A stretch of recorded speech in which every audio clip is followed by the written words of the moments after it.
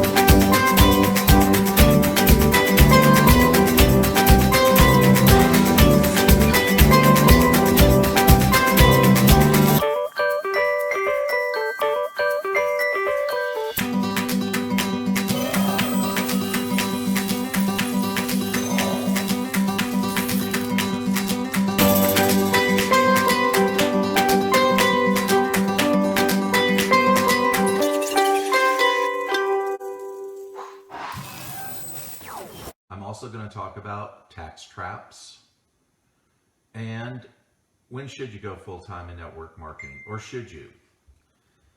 And for those of you that do not know me, I've been involved in network marketing now for over 41 years.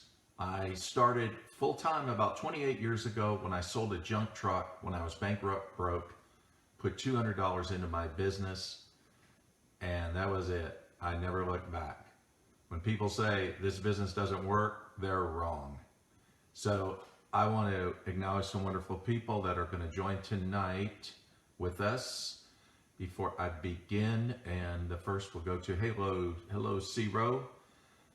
Nice to see you out there. I don't know where you are. I don't think you're in Salt Lake, but somewhere out there. And Rocio in California, how are you? Good to see you. And George in New York City. Good to see you, George. Hope you're doing well. And Markeen, nice to see you. How are you? Good to see you. Yeah, I was in what am I talking about? Clubhouse today, yeah. So had some interesting conversations. Michael Smith, good to see you. And so I thought I would share some of what we talked about. It's very interesting. Meet a lot of people that I've never met before, not in Facebook. Flavio in Ecuador, good to see you. John Perez, Miami, nice to see you. And but a lot of interesting leaders that I've never met before, didn't know, and we get to just share and bounce ideas and bounce off one another. So yeah, I found it very enlightening, to be able to do that. And Mary, how are you? Good to see you. Forgot where you live, but welcome to the call. I hope you're doing well. So today is Women's International Day, right? So that's the celebration. I guess that started in 1975. Is that the official way? Is that what you call it officially? Let me see. I think it's Women's International. Anyway, yeah, International Women's Day. Okay, there we go. So, International Women's Day. So here's the thing. I'm going to get right into it, and that is that when we look at network marketing, who does the work? I can tell you that 80% of the workforce are women, and so we celebrate women today. We do celebrate women today. She says Colorado. Nice to see you. Because women do so much of the work. In years ago, when I say years ago, I guess you could go back 10, 15 years ago, a lot of the leaders that you would see being recognized on stage, I'm talking about top pins, were a lot of times it was very male dominated. It's really changed today.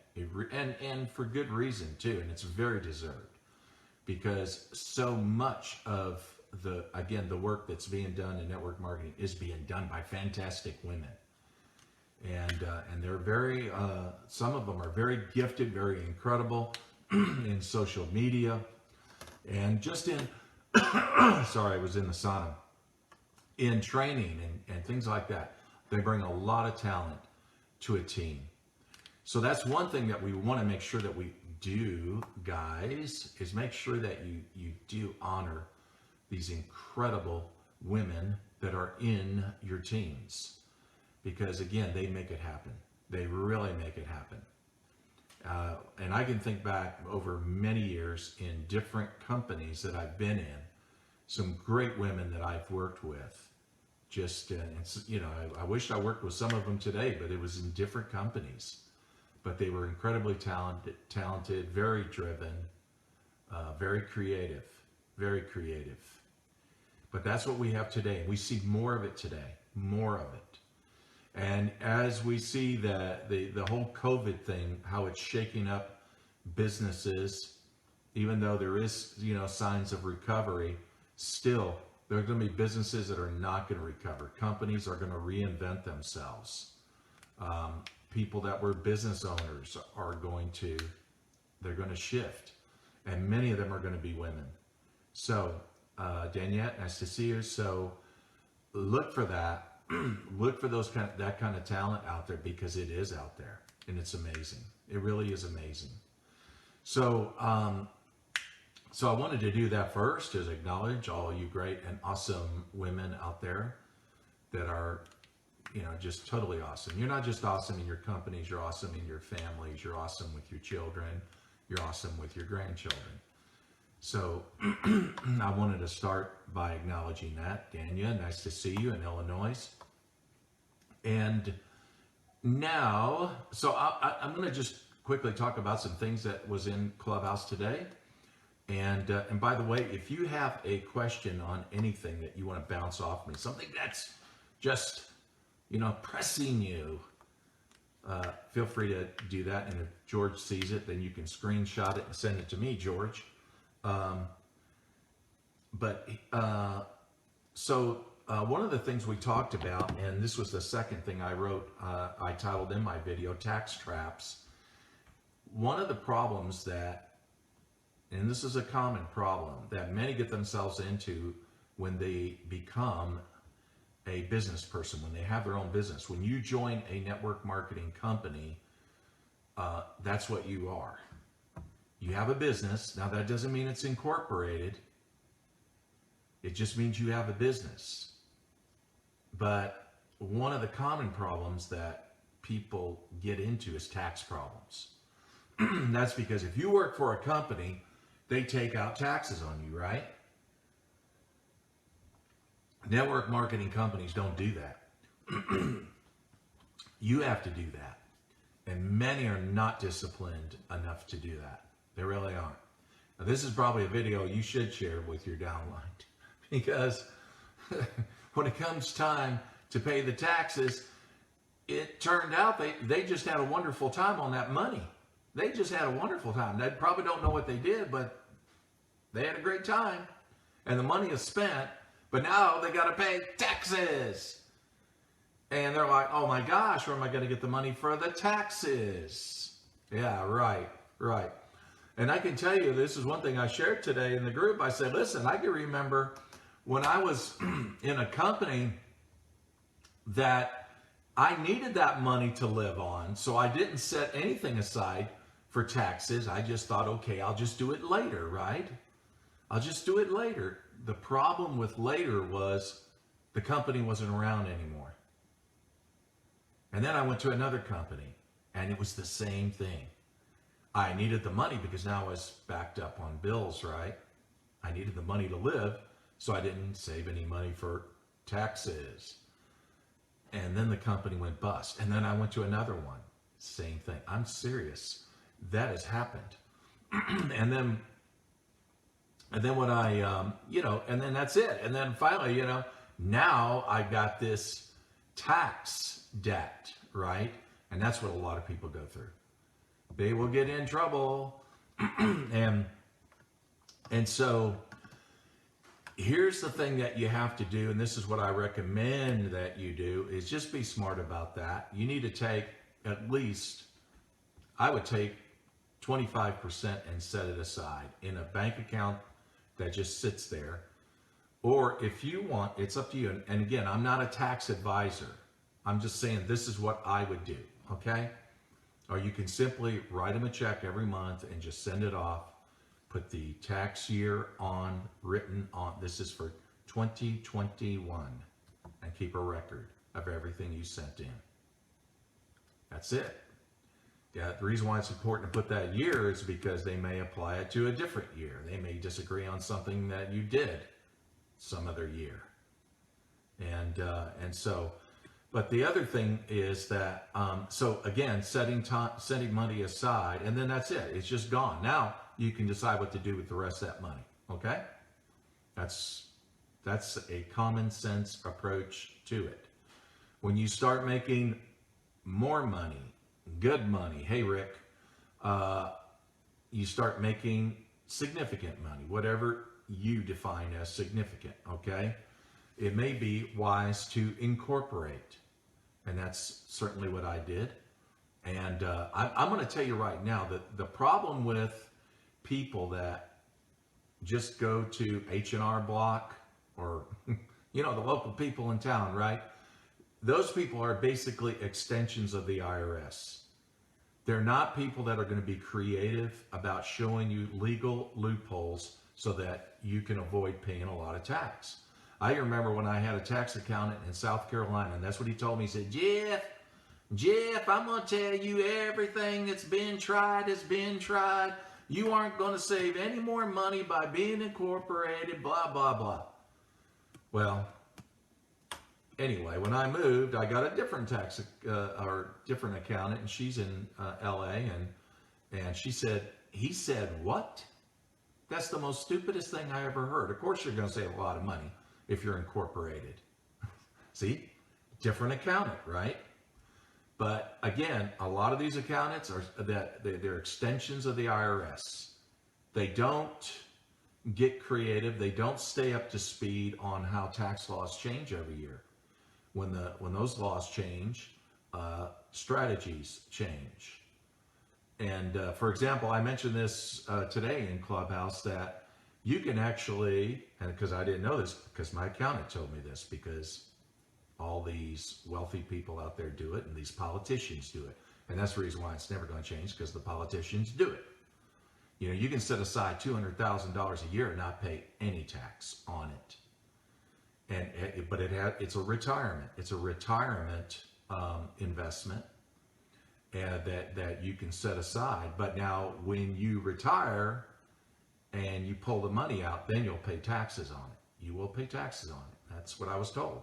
But the great thing about it is, as that money accumulates, then it can be invested. It can grow like a 401k, you know, in principle like that, if you get what I mean. Many people don't know this. And if you go down to H&R Block, they're not going to tell you that. They're not going to tell you that. They're just going to tell you what the law says. You got to pay 30%. You know, so again, if you're new at this, keep your receipts. Get good at keeping receipts. Anytime you buy something, put the receipt in your pocket. Document everything you buy, everything. Those are things that, again, when people join network marketing companies, they don't know this because they're so used to having jobs and they take the money out for the taxes. But your network marketing company is not going to do that. It's up to you to do that. And so that you have a pleasant experience in building your network marketing business, I don't want you to be horrified like I was years ago.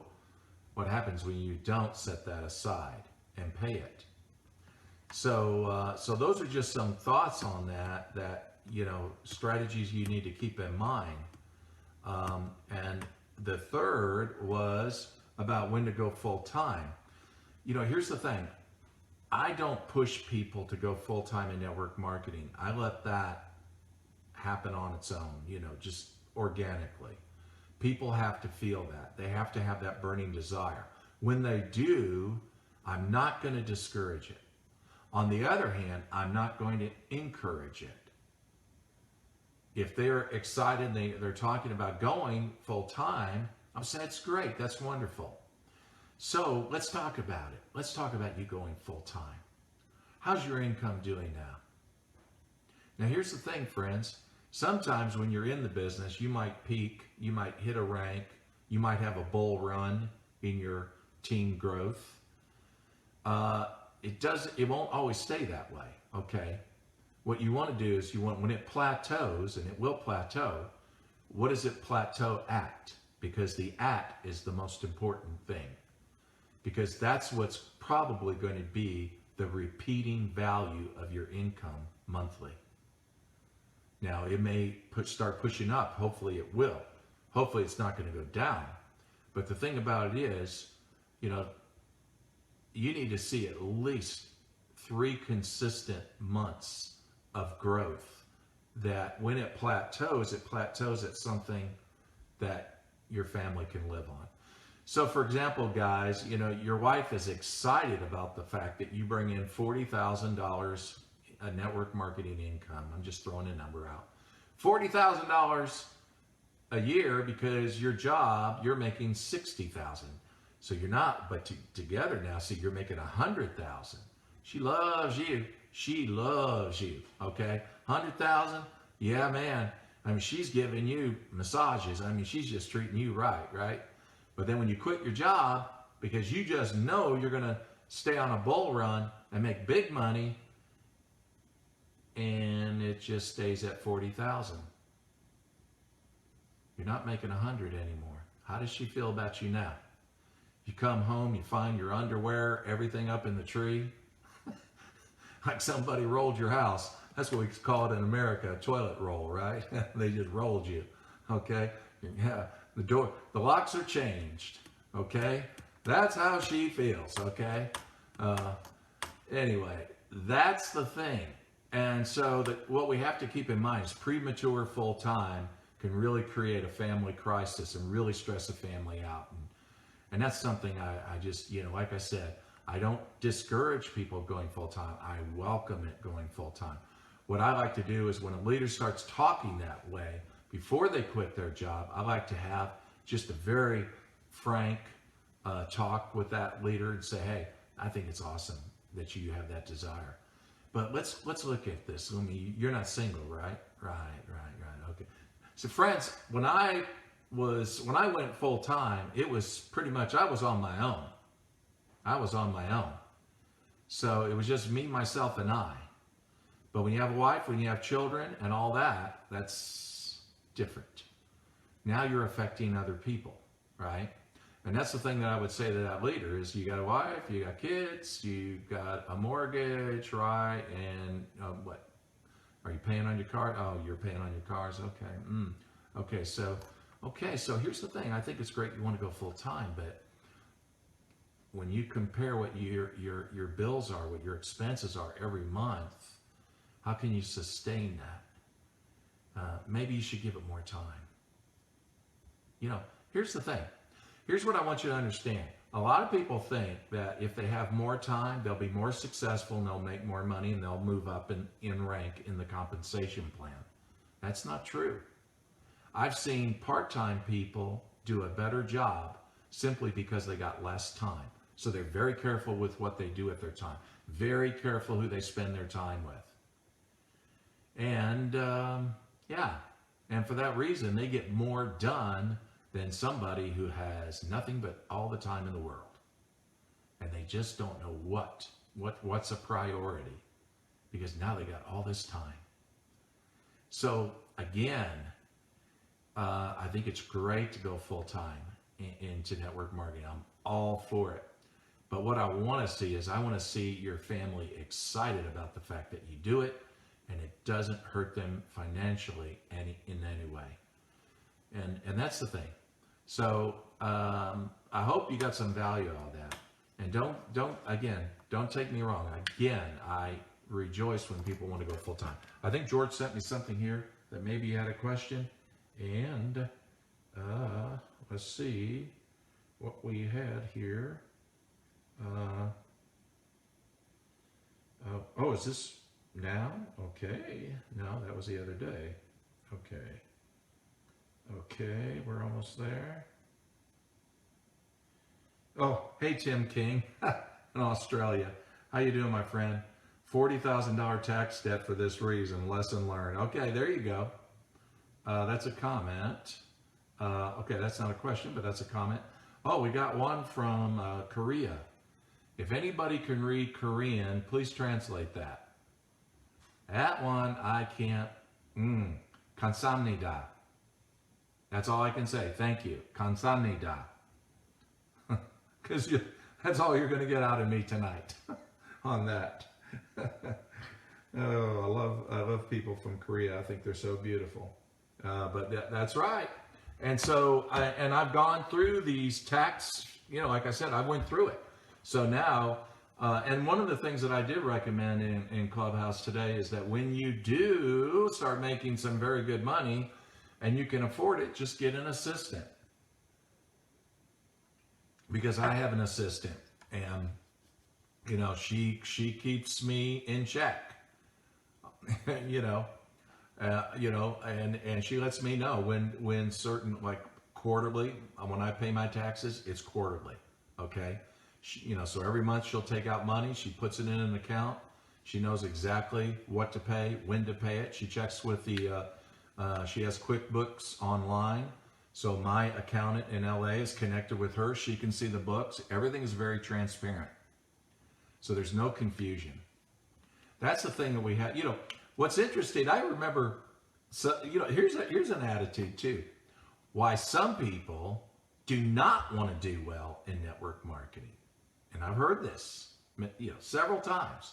Why they don't want to do well in network marketing. Because I have to pay a lot of taxes. Well, if I did well in network marketing, I'd have to pay a lot of taxes. Yeah. I hope I pay a lot of taxes. I really do. That's my attitude. I got the opposite. I want to pay a lot of taxes because it means I'm making a lot of money if I'm doing that. You see, that should be our attitude. And if you're connected with a creative, competent accountant that's not an extension of your tax government. We in the United States we call it the IRS. In the Philippines, I don't know what you call it. Tim King, I don't know what you call it in Australia. But whatever that is, okay, if they're just an extension, you're going to pay a lot more than you should. That's the thing. So you learn these things, and these are, it's important to get financially literate without having to be an accountant. I'm not an accountant, and I rely on the accountant to be good at what she does. I need to be good at what I do, and that's what you need to do. Be good at what you do, but then find people that are very good at that. And those people will look for all the legal loopholes that, that are out there that you can legally use and take and should to use to save yourself a lot of money. Anyway, so those are my thoughts this evening. And Mitch, good to see you, man. Are you in your gym? You're probably in your gym too. That guy, he's awesome. Oh man, always working out, always working out. So again, you ladies, congratulations on your International Women's Day. I think that's totally cool. Christine, good to see you. And again, I celebrate you because all of you women are so good at what you do. You crush it. When I look at my organization around the world, I see a lot of great women that are very talented, very creative, hardworking, drivers. And I'm telling you, if we didn't have them, guys, we would be in a world of hurt. We would. We really would. So we need to always value them, appreciate them, and tell them, you're welcome, Rosia. Tell them how much we appreciate all their hard work and everything that they do for us. So again, I value you, I honor you, and I celebrate you women leaders out there. You're awesome. And now I'm going to go see my family upstairs. Everyone, Have a wonderful evening. Take care.